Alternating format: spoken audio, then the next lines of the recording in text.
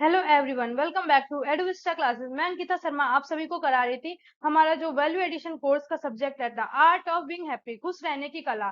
तो जैसा कि आप सभी को पता है, हमने फर्स्ट एंड सेकंड यूनिट को पहले पिछली वाली वीडियो में कवर कर लिया है, जो कि हमारा फर्स्ट यूनिट था ह्यूमन इकोलॉजी एंड हैप्पीनेस, और जो हमारा सेकंड यूनिट था इंडोलॉजिकल थ्योरी ऑफ हैप्पीनेस। तो इन दोनों वीडियो को हमने पहले कर लिया है। तो जिन बच्चों ने उस वीडियो को नहीं देखा है, पहले आप जाके उस वीडियो को वॉच करें, देन आप थर्ड यूनिट को कंटिन्यू करें। ठीक है, तो अपना यूनिट हम लोग शुरू करते हैं। तो सबसे पहले हम लोग शुरू करेंगे इसके इस यूनिट में हमें पढ़ना क्या क्या है। ठीक है, तो खुशी, अंतर संस्कृति, संदर्भ।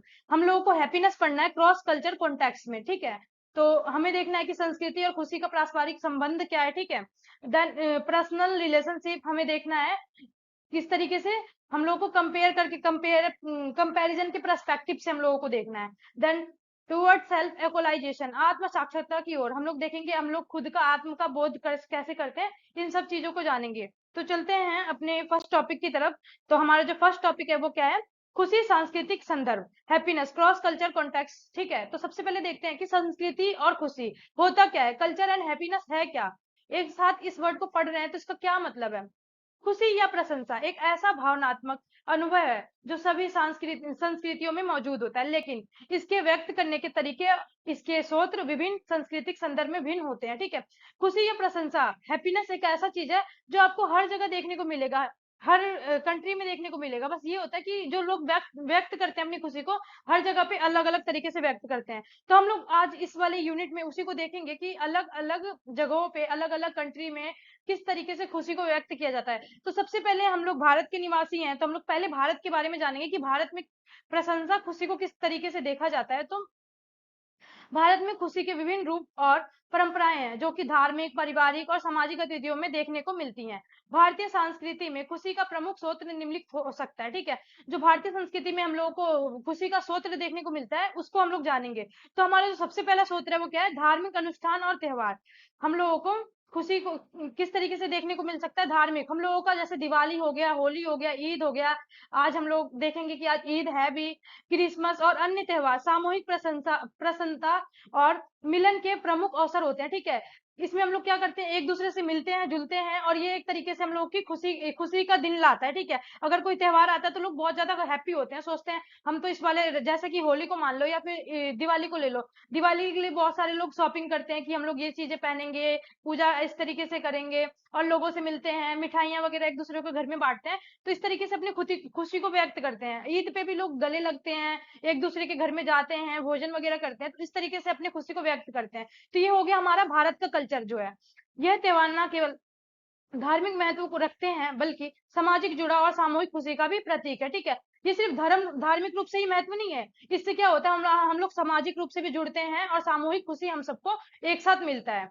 ठीक है, देन हम लोग देखते हैं पारिवारिक संबंध। भारतीय संस्कृति में परिवार एक महत्वपूर्ण इकाई है। ठीक है, हम लोग परिवार को एक इम्पोर्टेंस देते हैं, और परिवार के साथ समय बिताना, विवाह, जन्मदिन और अन्य सामाजिक समारोह खुशी के प्रमुख स्रोत होते हैं। ठीक है, जैसे कि हम लोग के कल्चर में क्या है, शादी वगैरह हो गया, या फिर किसी अगर हम लोग क्या कोई भी जन्मदिन वगैरह सेलिब्रेट कर रहे हैं, या किसी चीज को भी सेलिब्रेट कर रहे हैं, तो उसको अपने फैमिली के साथ सेलिब्रेट करते हैं। ठीक है, तो ये भी एक खुशी लेके आता है हमारे घर में।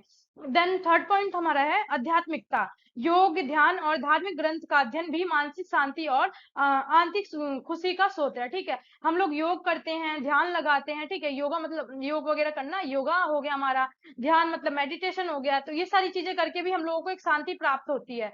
भारतीय आध्यात्मिकता में आत्म साक्षरता की ओर मोक्ष का अंतिम खुशी का स्रोत माना जाता है। ठीक है, आध्यात्मिकता जो होता है हम लोग के कल्चर में यही माना जाता है कि यही एक अंतिम स्रोत है जिससे कि हम लोगों को मोक्ष प्राप्त हो सकता है। देन नेक्स्ट स्लाइड देखते हैं, पश्चिमी संदर्भ में प्रशंसा या खुशी।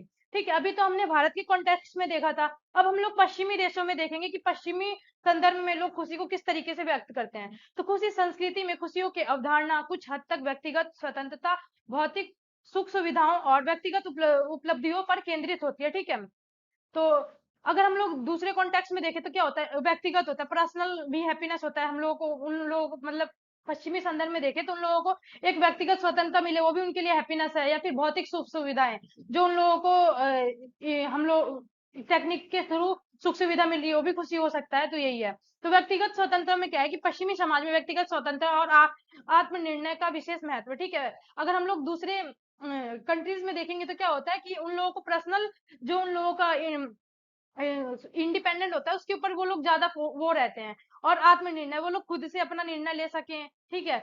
तो इस चीज के ऊपर ज्यादा वो लोग फोर्स करते हैं। इससे खुशी के अक्सर में व्यक्तिगत व्यक्तिगत उपलब्धियां, करियर में सफलता और व्यक्तिगत जीवन में संतुलन से जोड़ा जाता है, ठीक है। तो ये सारी चीजें क्या होता है, इन लोगों को खुश करता है, और ये लोग अपने जीवन में एक संतुलन बना के चलते हैं। देन अपने सेकंड पॉइंट को देखते हैं, वो क्या है, सामाजिक और मनोरंजन गतिविधियां, ठीक है।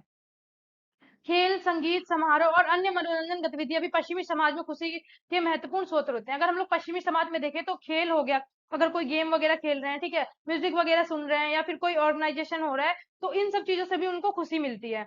देन अपना हम लोग सिक्स्थ पॉइंट देखेंगे, मानसिक स्वास्थ्य और कल्याण। पश्चिमी देशों में मानसिक स्वास्थ्य को भी खुशी के लिए महत्वपूर्ण माना जाता है, ठीक है। अगर उन लोगों का मेंटली हेल्थ अच्छा है तो उस चीज को भी वो लोग खुशी के रूप में देखते हैं, जैसे कि थेरेपी हो गया, काउंसलिंग हो गया, और मानसिक स्वास्थ्य पर ध्यान केंद्रित किया जाता है, ठीक है। थेरेपी वगैरह ये लोग ज्यादा लेना पसंद करते हैं, इन सब चीजों के ऊपर ये लोगों का ध्यान केंद्रित रहता है। देन हम लोग अपने नेक्स्ट टॉपिक में देखते हैं कि सांस्कृतिक विविधता और प्रशंसा, मतलब प्रसन्नता।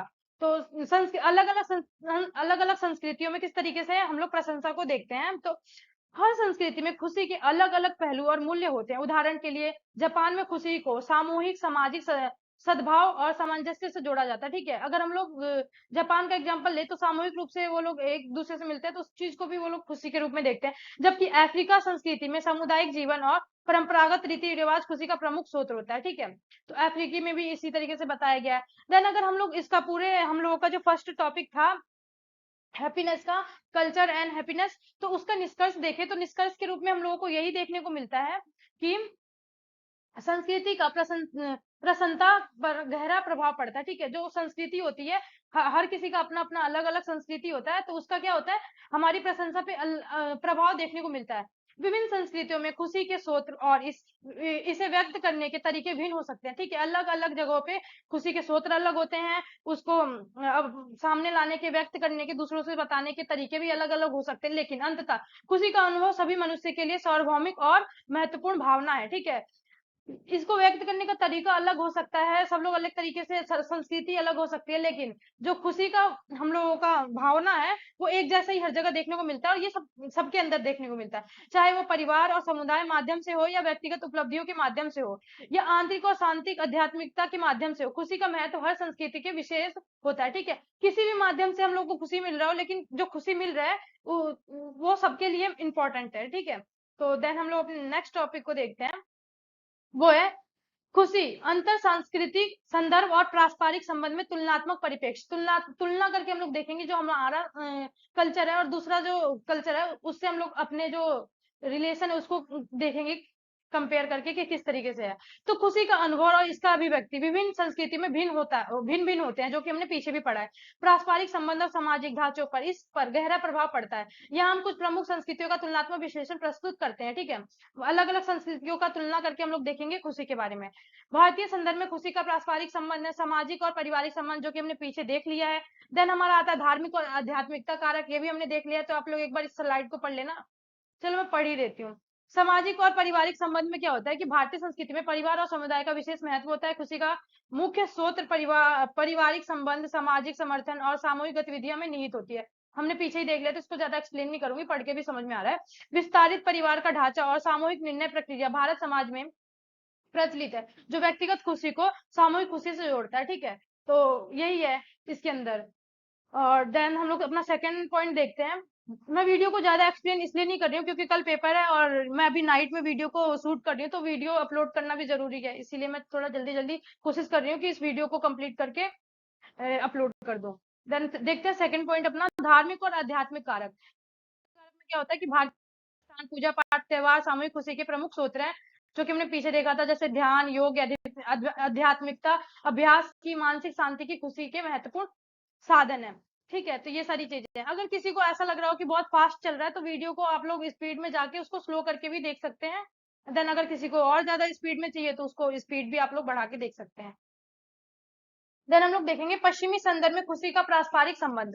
तो पश्चिमी क्या है, व्यक्तिगत स्वतंत्रता, आत्मनिर्णय। पश्चिमी समाज में व्यक्तिगत स्वतंत्रता, आत्मनिर्णय पर जोर दिया जाता है। खुशी के अक्षर व्यक्तिगत उपलब्धियां, करियर सफलता और व्यक्तिगत जीवन में संतुलन से जोड़ा जाता है। व्यक्ति को गोपनीयता, आत्मनिर्भरता प्रोत्साहित किया जाता है, जो व्यक्ति को खुशी को बढ़ावा देता है। तो पश्चिमी कल्चर में हमने पीछे देखा था वही सारी चीजें हैं। मानसिक स्वास्थ्य और व्यक्तिगत विकास में हम लोग का मानसिक स्वास्थ्य पर ध्यान रखा जाता है। व्यक्तिगत विकास की दिशा में काम करना पश्चिमी संस्कृति में खुशी के महत्वपूर्ण स्रोत हैं। ठीक है, जैसे कि हमने पीछे देखा था, हमारा हो गया थेरेपी, काउंसलिंग, मानसिक स्वास्थ्य सेवाएं और व्यापक उपयोग किया जाता है। तो ये पीछे वाली जो स्लाइड थी उसी का ही है, बस क्वेश्चन को सेम तरीके से पूछा है, तो वही एक्सप्लेनेशन इसी टाइप से। एंड पूर्व एशिया संदर्भ में हम लोग खुशी का पारस्परिक संबंध देखेंगे, तो वही है कि सामूहिक सामाजिक सद्भाव। ठीक है, जापान, चीन और कोरिया जैसे देशों में सामूहिक सामाजिक सद्भाव में समूह समूह में सामंजस्य पर बल दिया जाता है। ठीक है, तो जो जापान हो गया, चीन हो गया और हमारा कोरिया हो गया, ऐसे देशों में क्या होता है, सामूहिक सामाजिक सद्भाव के ऊपर ज्यादा जोर दिया जाता है। परिवार और सामुदायिक संबंध खुशी के प्रमुख स्रोत होते हैं। व्यक्तिगत इच्छाओं को सामूहिक हित के लिए बलिदान करने की प्रवृत्ति होती है। तो ये हमारा हो गया पूर्व एशियाई के अंदर। देन हम लोग देखते हैं अपना सेकंड, परंपरागत रीति रिवाज और नैतिकता में क्या होता है कि पूर्वी एशियाई संस्कृति में पारंपरिक रीति रिवाज, नैतिकता और सामाजिक उत्तरदायित्व दायित्व का महत्वपूर्ण स्थान होता है। खुशी को सामाजिक कर्तव्य और नैतिक जिम्मेदारी के साथ संतुलित किया जाता है। ठीक है, खुशी को एक क्या सोचा जाता है, ये हमारा सामाजिक कर्तव्य और हमारा एक नैतिक जिम्मेदारी है, इसको संतुलन करके देखा जाता है। अब हम लोग इसको क्या करेंगे, तुलना करके देखेंगे इसको। ठीक है, कंपेयर करके देखेंगे, कंपेयर के पर्सपेक्टिव से देखेंगे इसके बारे में। ठीक है, तो सबसे पहले हम लोग देखते हैं व्यक्तिगत बनाम सामूहिक खुशी। भारतीय और पूर्वी एशियाई संस्कृति में खुशी सामूहिक और पारिवारिक संबंध में निहित होती है, जबकि पश्चिमी संस्कृति में खुशी व्यक्तिगत स्वतंत्रता और आत्मनिर्णय से जुड़ी होती है। ठीक है, तो ये कंपेयर कर रहा है जो हमने पीछे पढ़ा उसको, किससे, भारतीय से, और हमारा जो पश्चिमी कल्चर है उससे खुशी को कंपेयर करके बता रहा है। देन हमारा धार्मिक और आध्यात्मिक तौर में क्या होता है कि भारतीय संस्कृति में धार्मिक और आध्यात्मिक तत्व खुशी के प्रमुख स्रोत रहता है, जबकि पश्चिमी संस्कृति में मानसिक स्वास्थ्य और व्यक्तिगत विकास पर अधिक जोर दिया जाता है। ठीक है, मानसिक स्वास्थ्य पर और व्यक्ति का ज्यादा से ज्यादा विकास हो, ये पश्चिम के अंदर ध्यान दिया जाता है, इसके ऊपर जोर दिया जाता है। देन हम लोग देखते हैं सामूहिक सद्भावना और नैतिकता। पूर्वी एशियाई संस्कृति में सामाजिक सद्भाव और नैतिकता पर बल दिया जाता है, जिससे सामूहिक खुशी को प्राथमिकता दी जाती है। ठीक है, ये सारी चीजें इसके अंदर देखने को मिलती हैं। अगर इसका निष्कर्ष निकालें तो खुशी का अनुभव और उसका स्रोत सांस्कृतिक संदर्भ में विभिन्न भिन्न हो सकता है, जबकि भारतीय और पूर्वी एशियाई संस्कृति में खुशी सामूहिकता और पारिवारिक संबंधों पर निर्भर करती है। पश्चिमी संस्कृति में खुशी का प्रमुख स्रोत व्यक्तिगत स्वतंत्रता और आत्मनिर्णय। प्रत्येक संस्कृति की विशिष्टताएं और मूल्य प्रणाली खुशी के अनुभव को आकार देती हैं, जो एक समृद्ध और विविधतापूर्ण वैश्विक परिप्रेक्ष्य प्रस्तुत करती है। तो ये इसका निष्कर्ष निकल के आता है। देन हम लोग देखेंगे अपने नेक्स्ट टॉपिक को, क्या है, आत्मबोध की ओर। ठीक है, सेल्फ एक्चुअलाइजेशन के बारे में हम लोग देखेंगे। तो आत्मबोध या आत्म साक्षात्कार वह स्थिति है जिसमें व्यक्ति अपने सच्चे स्वरूप को पहचानता है। ठीक है, जिसमें हम लोग खुद को पहचानते हैं, खुद के बारे में समझते हैं, और गहन और स्थायी आनंद का स्रोत है, जो कि बाहरी परिस्थितियों से परे होता है। आत्मबोध की ओर यात्रा न केवल हमारे आंतरिक जीवन को समृद्ध करती है, बल्कि हमारे बाहरी जीवन पर भी गहरा प्रभाव डालती है। ठीक है, तो क्या होता है, अगर हम लोग खुद का सेल्फ एक्चुअलाइजेशन कर लेते हैं, आत्मबोध कर लेते हैं, तो क्या होता है कि हम लोगों का जो जीवन होता है काफी अच्छा हो जाता है, और हम लोग सिर्फ आंतरिक रूप से ही खुश नहीं होते, हम लोग बाहरी रूप से भी खुश दिखेंगे, और ठीक है, उसके बाहरी जीवन पे भी हम लोगों को प्रभाव देखने को मिलेगा। ठीक है, तो वही है। तो आत्मबोध का अर्थ क्या है, आत्मबोध का अर्थ है कि अपने वास्तविक आत्मा या अस्तित्व की पहचान करना। ठीक है, अपने वास्तविक आत्मा, आपका जो आत्मा है, या फिर आप अपने खुद की पहचान करते हैं, यह समझना कि हम केवल शरीर और मन नहीं है, बल्कि एक असीम चेतना। ठीक है, हम लोगों का एक सिर्फ शरीर और मन नहीं होता है, हम लोग मतलब उससे कहीं ऊपर है, जो हर समय और हर स्थान पर विद्वान होता है। ठीक है, आत्मबोध की यात्रा क्या, आत्मबोध की यात्रा व्यक्तिगत व्यक्ति और इसमें समय, धैर्य और निरंतर अभ्यास की आवश्यकता होती है। अगर हम लोगों को आत्मबोध करना है, खुद का सेल्फ रियलाइजेशन करना है, तो उसके लिए हम लोग को क्या करना पड़ेगा, धैर्य रखना पड़ेगा, निरंतर प्रयास अभ्यास करना पड़ेगा। किस तरीके से, ध्यान करना पड़ेगा, मेडिटेशन वगैरह करना पड़ेगा, योगा वगैरह करना पड़ेगा, एक्सरसाइजेस करने पड़ेंगे। इससे हम लोग क्या कर सकते हैं, अपने आत्मबोध को पा सकते हैं। तो सबसे पहले देखते हैं आत्म अवलोकन किस तरीके से किया जाता है। ठीक है, आत्म अवलोकन क्या है, सबसे पहले इसमें आ जाता है हम लोगों का ध्यान। ध्यान आत्मबोध की दिशा में सबसे महत्वपूर्ण ध्यान है। यह मन को शांत करता है और भीतर की गहराइयों को झांकने का अवसर देता है। ठीक है, अगर हम लोग ध्यान करते हैं, मेडिटेशन करते हैं, तो क्या होता है, हम लोगों का मन शांत होता है, हम लोगों के अंदर की जो अंदर की गहराई है उसको समझ पाते हैं। विचारों का निरीक्षण, ठीक है, अगर हम लोग अपने विचारों का निरीक्षण करते हैं तो अपने विचारों का निरीक्षण करना है और यह समझना कि हमारे सच्चे स्वरूप का प्रतिबिंब नहीं है, आत्मबोध की दिशा में महत्वपूर्ण कदम होता है। देन विचारों का निरीक्षण दोबारा से आ गया, ठीक है, तो सर इसके लिए देन हम लोग देखते हैं आध्यात्मिक अभ्यास, योग वगैरह करना चाहिए। योग ना केवल हमारे शारीरिक अभ्यास है, बल्कि यह मानसिक और आत्मिक शांति प्राप्त करने का साधन भी है। प्राणायाम, प्रवास की तकनीक मन को शांत करती है और आत्मबोध की दिशा में मार्गदर्शन करती है। तो ये सारी चीजें इसके अंदर आ जाती हैं। देन थर्ड देखते हैं आध्यात्मिक साहित्य का अध्ययन, ठीक है, आध्यात्मिक साहित्य के बारे में पढ़ते हैं, तो हो गया आध्यात्मिक अभ्यास, योगा, मेडिटेशन, ये सारी चीजें करते हैं, ठीक है, प्राणायाम वगैरह ये सारी चीजें हो गए। लेकिन अगर हम थर्ड देखें तो आध्यात्मिक साहित्य, जैसे कि हम लोग का भागवत गीता, उपनिषद, वेदांत और अन्य आध्यात्मिक ग्रंथ आत्मबोध की दिशा में महत्वपूर्ण मार्गदर्शन प्रदान करते हैं। ठीक है, अगर इन सबको पढ़ते हैं तो हम लोगों को अलग से एक मार्गदर्शन मिलता है। ठीक है, यह ग्रंथ हमें जीवन के गहरे और सत्य और आत्म साक्षरता की प्रक्रिया को समझने में मदद करते हैं। ठीक है, ये जो ग्रंथ होते हैं, क्या होता है, हमारे अंदर की सच्चाई क्या है, हम लोगों को खुद के बारे में समझने में काफी हेल्पफुल होते हैं। अब देखते हैं निस्वार्थ सेवा, सेवा का कार्य जिसमें कोई स्वार्थ ना हो, आत्मबोध की दिशा में एक महत्वपूर्ण कदम है। ठीक है, निस्वार्थ क्या है, अगर हम लोग क्या बोलते हैं, बिना किसी स्वार्थ के कुछ काम कर रहे हैं, तो आत्मबोध की दिशा में एक महत्वपूर्ण कदम उठा रहे हैं हम। यह हमें हमारी सीमाओं से परे देखने और दूसरों के प्रति सहानुभूति और करुणा विकसित करने में मदद करता है। ठीक है, हम लोग उस सीमा से परे देख सकते हैं, दूसरों से हम लोग सहानुभूति और करुणा विकसित करने में मदद करता है। देन हम लोग अपने फिफ्थ पॉइंट को देखेंगे, क्या है, सत्संग और मार्गदर्शन। सत्संग का अर्थ है कि सत्य की संगीत में रहना। ठीक है, सत्संग का क्या अर्थ है, सत्य की संगीत में रहना, संगीत में रहना। ठीक है, यह किसी आध्यात्मिक गुरु या संत के मार्गदर्शन में रहकर आत्मबोध की दिशा में यात्रा करना है। ठीक है, तो ये सारी चीजें इसके अंदर है। देन आत्मबोध के लाभ क्या है, अगर हम लोग खुद का सेल्फ एक्चुअलाइजेशन कर लेते हैं तो उसके क्या हम लोगों को बेनिफिट्स देखने को मिलेंगे, तो उसके बारे में समझते हैं। तो आंतरिक शांति, आत्मबोध से क्या होगा, हमें एक गहरी और स्थायी आंतरिक शांति मिलेगी जो बाहरी परिस्थितियों से प्रभावित नहीं होती है। ठीक है, देन जीवन के उद्देश्य, आत्मबोध करते हैं, अगर हम लोग खुद के बारे में जान लेते हैं तो हमें पता चल जाता है, जीवन का सच्चा उद्देश्य समझ में आ जाता है, जिससे हमारे जीवन में स्पष्टता और दिशा आती है। देन हमारा संबंधों में सुधार होता है, आत्मबोध से हमारा, क्योंकि हम दूसरों को की सच्ची प्रकृति में देख पाते हैं। देन हमारा फोर्थ पॉइंट आता है समृद्ध विकास, आत्मबोध से मानसिक, भावनात्मक और आत्मिक विकास होता है, जिससे हम एक संपूर्ण और संतुलित जीवन जी सकते हैं। तो ये सारा होता है हमारे आत्मबोध के लाभ। देन अगर हम लोग पूरा इसका निष्कर्ष देखें, निष्कर्ष यही निकलता है कि आत्मबोध की ओर यात्रा एक गहन और व्यक्तिगत प्रक्रिया है, जिसमें आत्म अवलोकन, ध्यान, योग्य परिणाम, आध्यात्मिक अध्ययन, सेवा और सत्संग महत्वपूर्ण भूमिका निभाते हैं। यह यात्रा न केवल हमारे आंतरिक जीवन को सुदृढ़ करती है, बल्कि हमारे बाहरी जीवन को भी सकारात्मक रूप से प्रभावित करती है। आत्मबोध के माध्यम से हम अपने सच्चे स्वरूप को पहचान कर एक गहरा और स्थायी खुशी प्राप्त कर सकते हैं। तो यही था इसके बारे में। ठीक है।